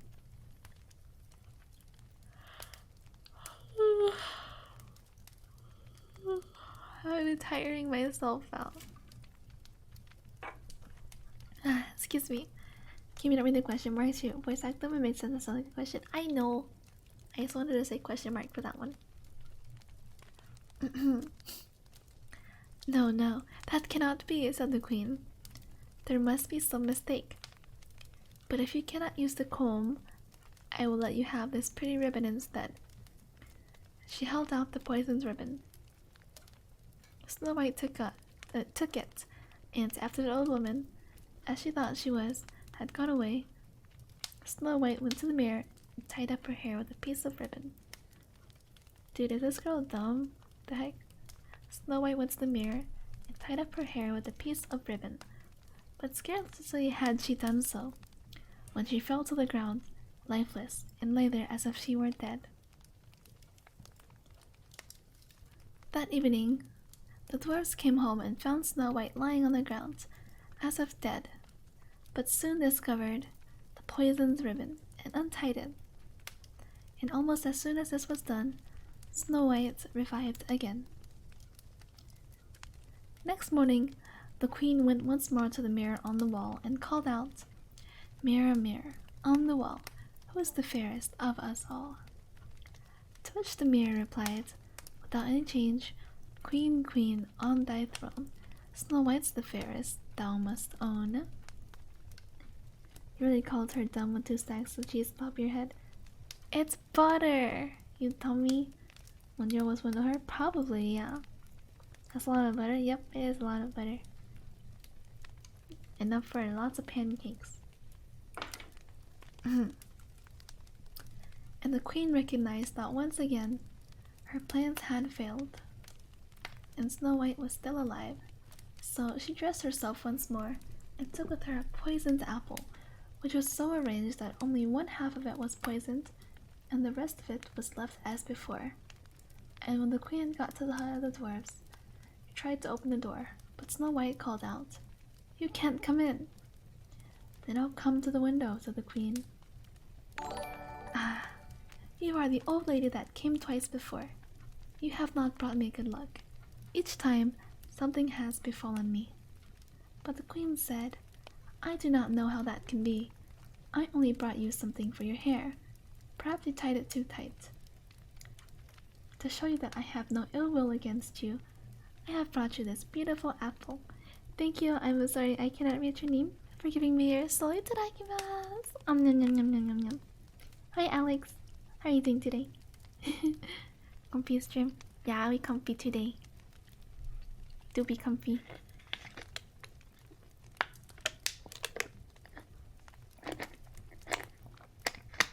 Water. Water is so good when you're talking a lot. Imagine not having your soul. All of a sudden, come to stream while tilt in herbs. Maybe it'll make you feel better. I don't know. But my guardians, said Snow White, told me that I must take nothing more from you. "Oh, this is nothing to wear," said the queen. "This is something to eat. To show you that there can be no harm in it, I will take half of it myself, and you shall eat the other half." So she cut the apple in 2 and gave the poison half to Snow White. And the moment she had swallowed the first bite of it, she fell down dead.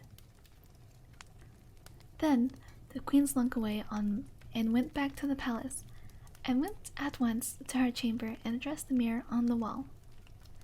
"Mirror, mirror, on the wall, who is the fairest of us all?" And this time the mirror answered, as it used to do, "Queen, queen, on thy throne, the greatest beauty is thine own." Then the queen knew that Snow White was dead at last, and that she was without a rival in beauty. Wow, it really did be like that sometime. Oh, Generic, thank you for the hydrate redeem. Water!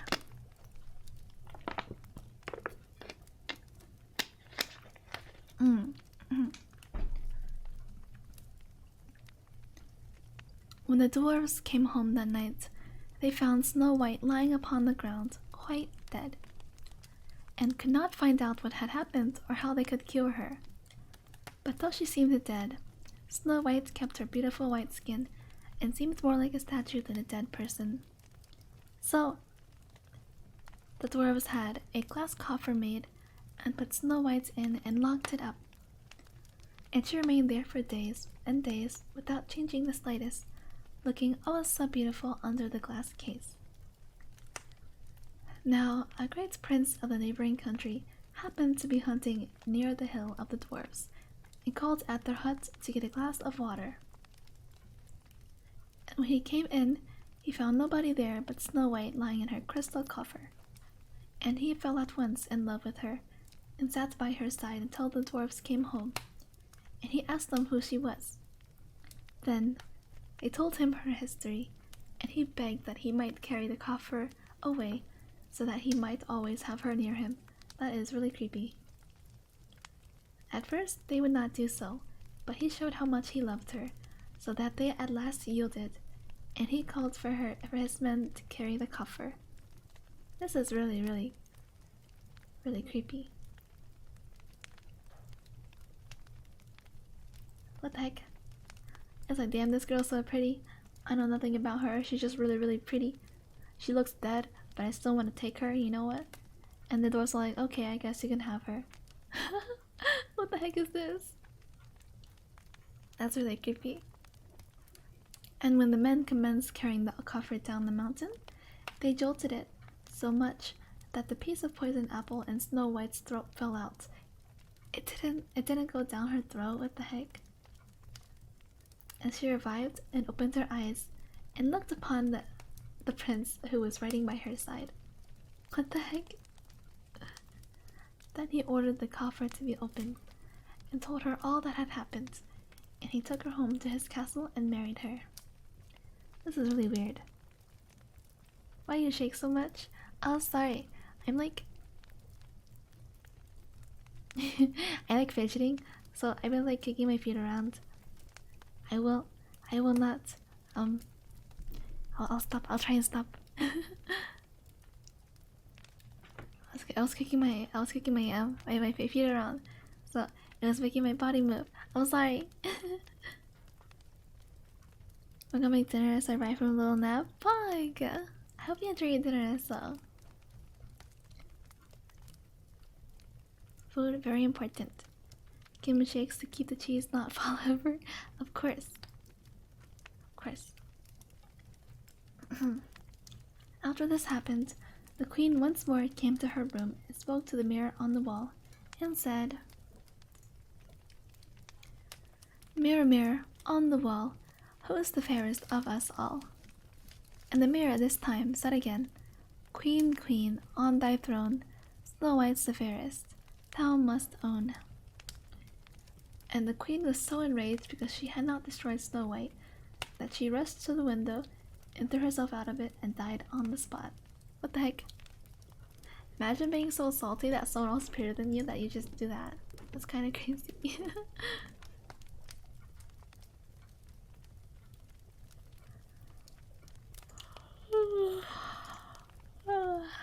Excuse me. Dude, I'm literally making myself tired. I might take a nap after this. Oh, like, come to me? Shh. Nope, I don't know what you're talking about. Literally me?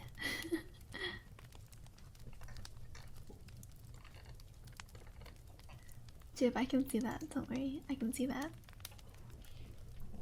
But I'm a bird. Can you fly? Like, actually fly?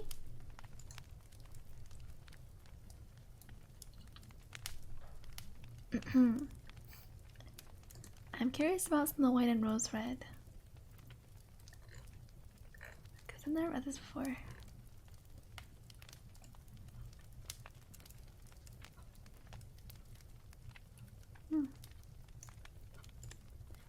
But I also have Jack and the Beanstalk right here. Is it mostly Chihuahuas that shake a lot? Is Kimi a Chihuahua? No. No. I'm not a Chihuahua. I'm a Maltese Terrier. Rose Red, more like Rose Teased Pins Crab. I hate Egypt. That story is not what I remembered. I think the cartoon is a lot different than the actual story. I think you might have remembered the cartoon. Because the cartoon had 7 dwarves. And they had different names. Like Sleepy, Grumpy, Sneezy, something, etc, etc, etc, like that, right? Don't remember cartoon? Oh, never mind then. Maybe I'm a dummy. I don't know. I used to have a Maltese Shih Tzu. Oh, those are so cute. Wait, Jib, don't tell me that's a these nuts joke. I remember the princess having 18+ scenes. Oh, never mind then. I don't know what you're reading.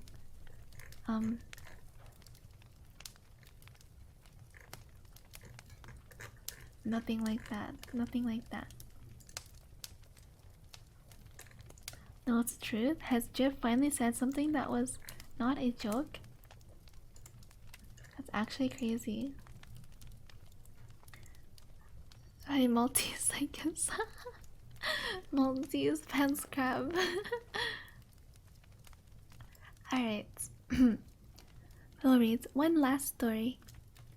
I think I am very, very tired.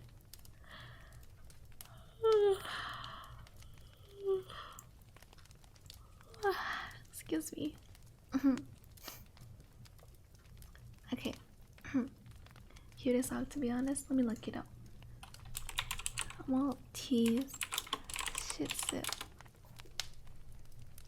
Oh my god, it's so cute. It's so cute. I love it. I love it. I love it. I want one. I need it.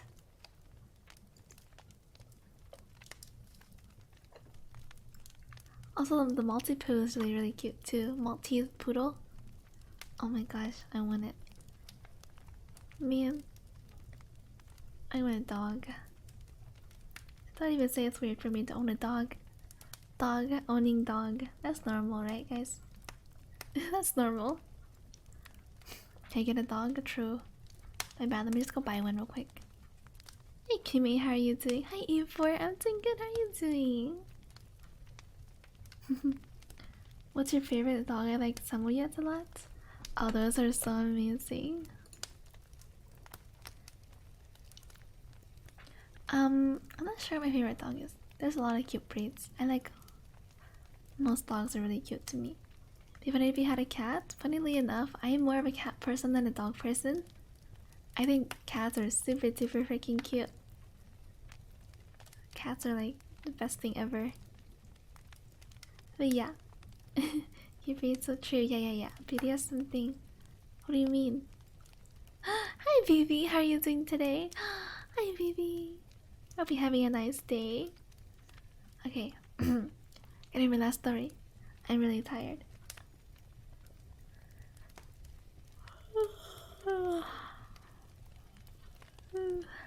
Excuse me.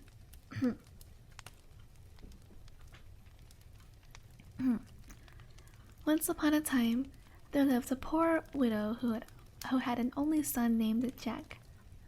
She was very poor, for times had been hard, and Jack was too young to work. And almost all the furniture of the little cottage had been sold to buy bread, until at last there was nothing worth selling. Only the good cow, Milky White, remained, and she gave milk every morning, which they took to market and sold. But one sad day, Milky White gave no milk, and then things looked bad indeed. "Never mind, mother," said Jack. "We must sell Milky White. Trust me to make a good bargain." And away he went to the market. For some time he went along very sadly, but after a little he quite recovered his spirits. I may as well ride as walk," said he. So instead of leading the cow by the halter, he jumped on her back, and so he went whistling along until he met a butcher. "Good morning," said the butcher. "Good morning, sir," answered Jack. "Where are you going?" asked the butcher. "I am going to market to sell the cow." "It's lucky I met you," said the butcher. "You may save yourself the trouble of going so far." With this, he put his hand in his pocket and pulled out 5 curious-looking beans. "What do you call these?" he said. "Beans?" said Jack. "Yes," said he, "beans, but they're the most wonderful beans that were ever known. If you plant them overnight, by the next morning they'll grow up and reach the sky.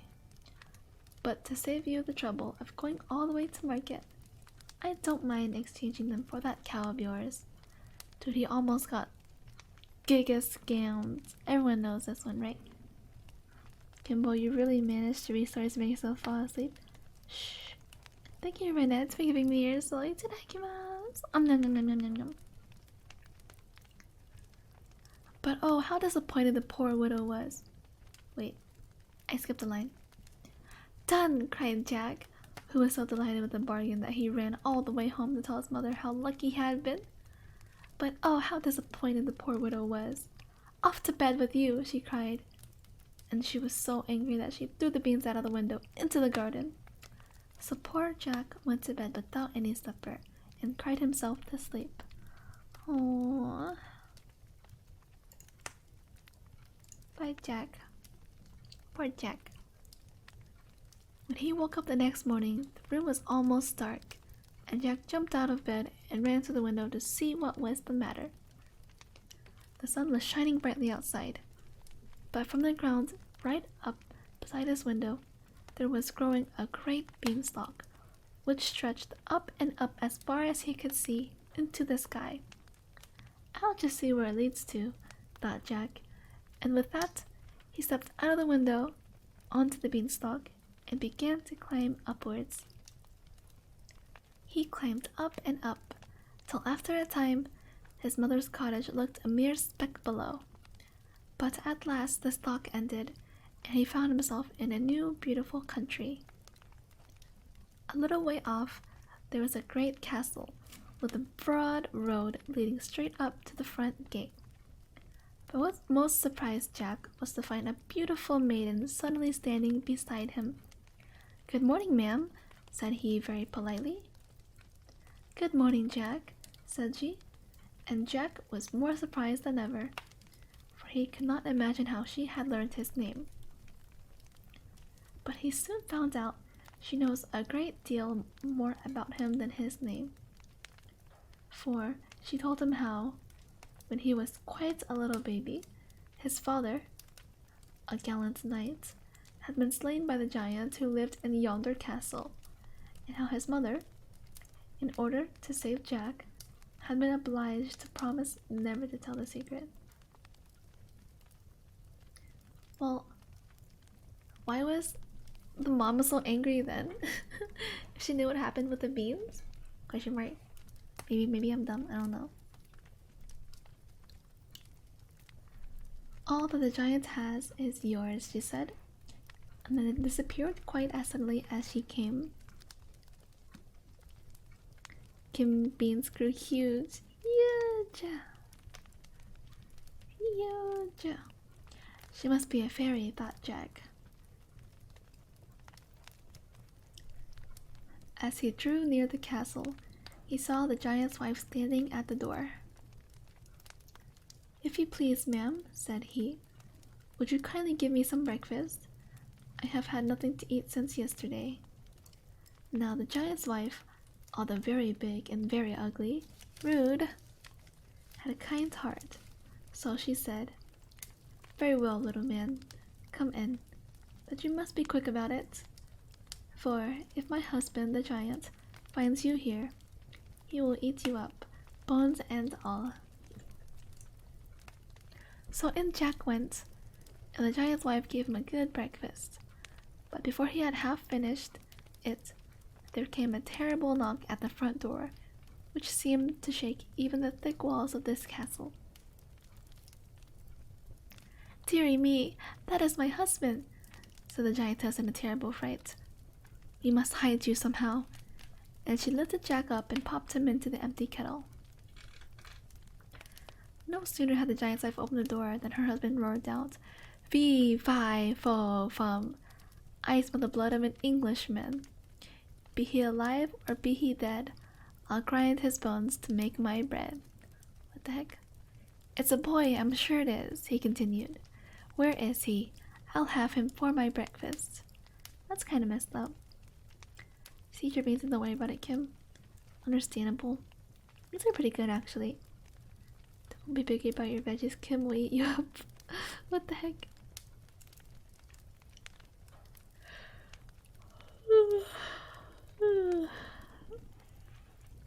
Excuse me.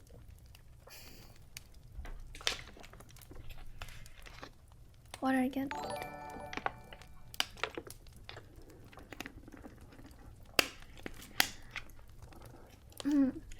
Thank you, mascot Koskutia, for giving me your soul. Itadakimasu. Nom nom nom nom nom nom.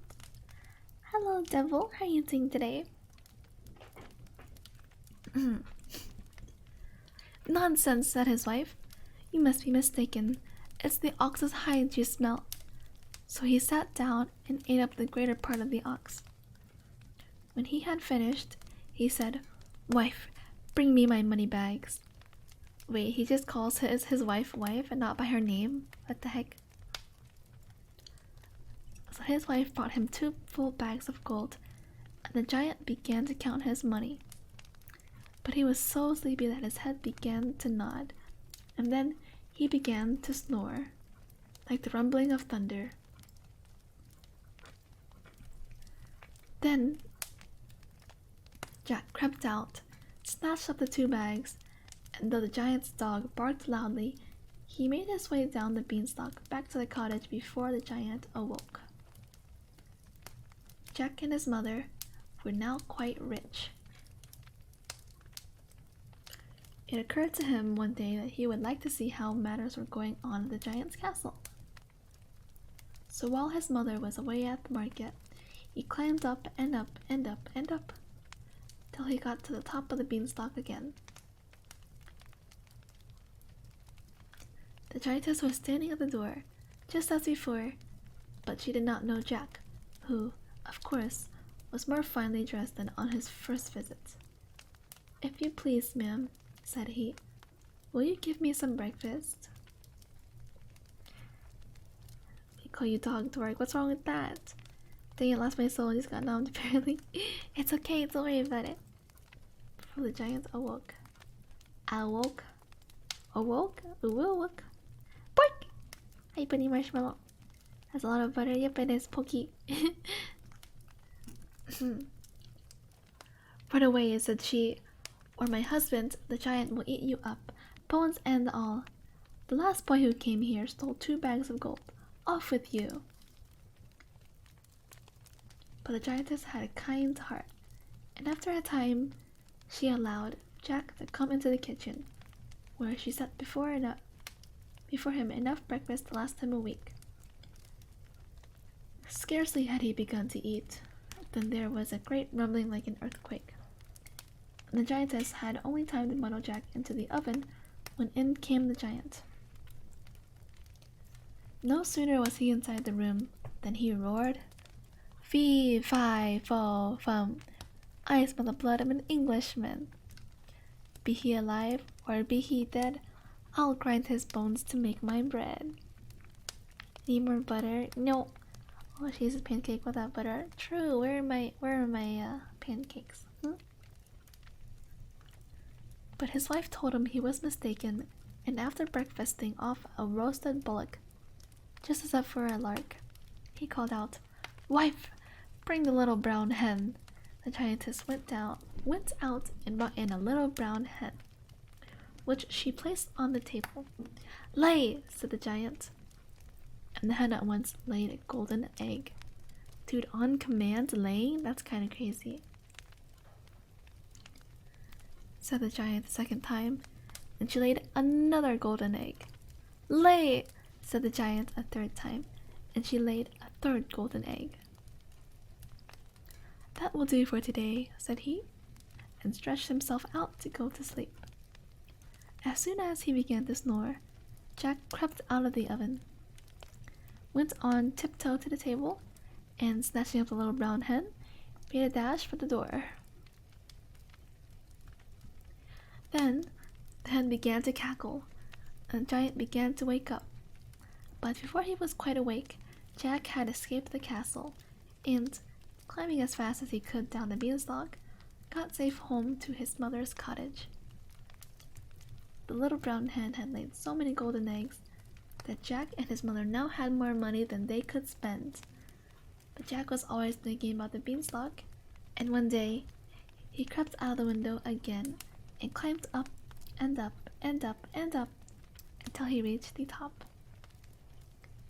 This time, you may be sure, he was careful not to be seen. So he crept around to the back of the castle, and when the giant's wife went out, he slipped into the kitchen and hid himself in the oven. In came the giant, roaring louder than ever. "Fee, fi, fo, fum. I smell the blood of an Englishman. Be he alive or be he dead, I'll grind his bones to make my bread." Thank you, Watcher, for giving me your soy. Itadakimasu. Yum yum yum yum yum yum. But the giantess was quite sure she had seen no little boys that morning, and after grumbling a great deal, the giant sat down to breakfast. Even then, he was not quite satisfied, for every now and then he would say, "Fee, fi, fo, fum, I smell the blood of an Englishman." And once he got up and looked in the kettle, but of course, Jack was in the oven all along. Oh, imagine if he hid in the kettle. That would have been really, really bad. Very not cash money. Water time. Oh, I dropped my water bottle. Gonna crunch it into bread. We're eating some chicken bread. The power of true bottom bread is power to lay eggs when commanded. Jib, lay!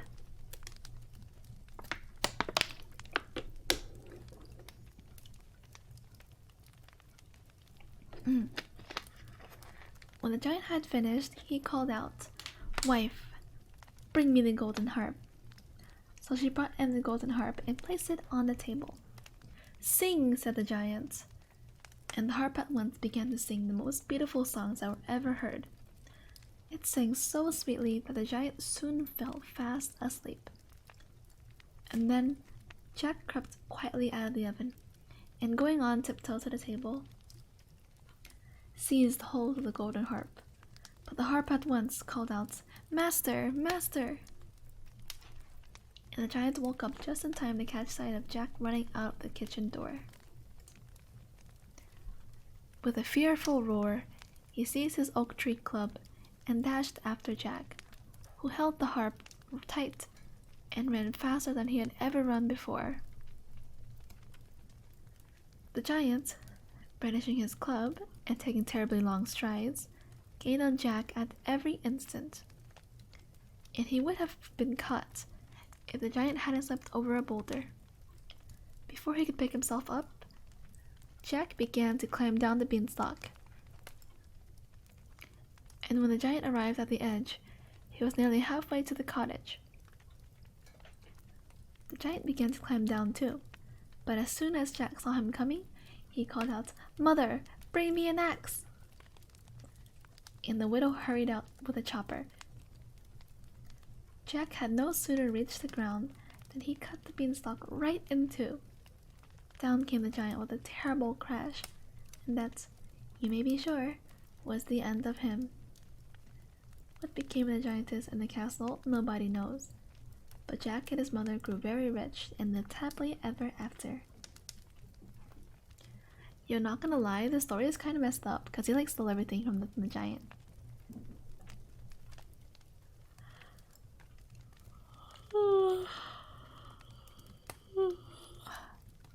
Excuse me. The giant killed his dad, but you don't know if that's true or not. You didn't see it happen.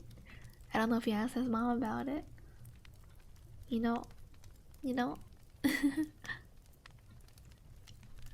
I mean, in some versions I know the giant soul just falls in the house and crushes his mom. That's kind of funny. So the giant's wife said, "No, that's what the pretty lady outside said." And then he met the giantess after. Maybe I read it or didn't think about it correctly. But Jack just stole everything. That was kind of kind of messed up, but I guess if the giant really did kill his dad, then I guess it's okay. He just cucked the giant. It was "Yep, let me take your money, your harp, your hand, take all that money, give me that, snatched, yoinked." Kind of crazy. It really do be like that sometimes.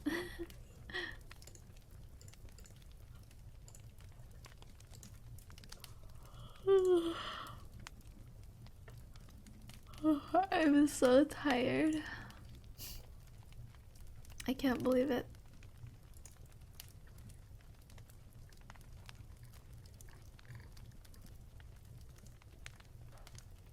Honestly, I really want to take a nap right now, so I might end my stream. I'm actually about to knock out. Same, honestly, same. Who am I going to raid today?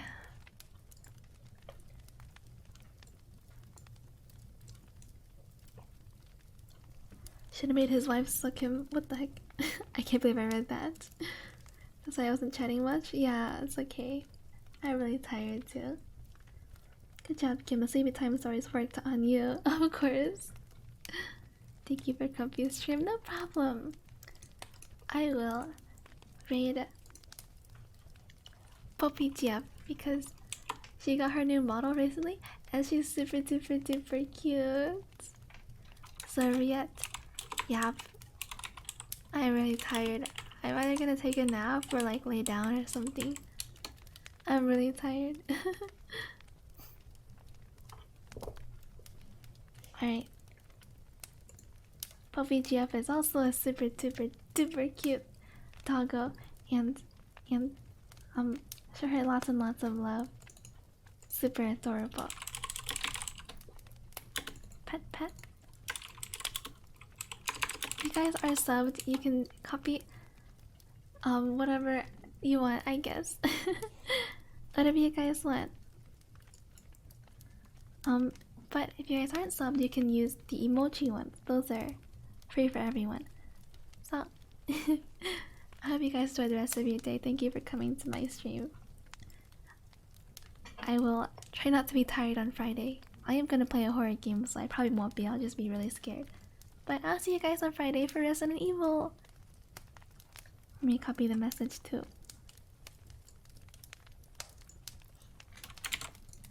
Vessel cameras. You too, Hassel. Bye bye, guys.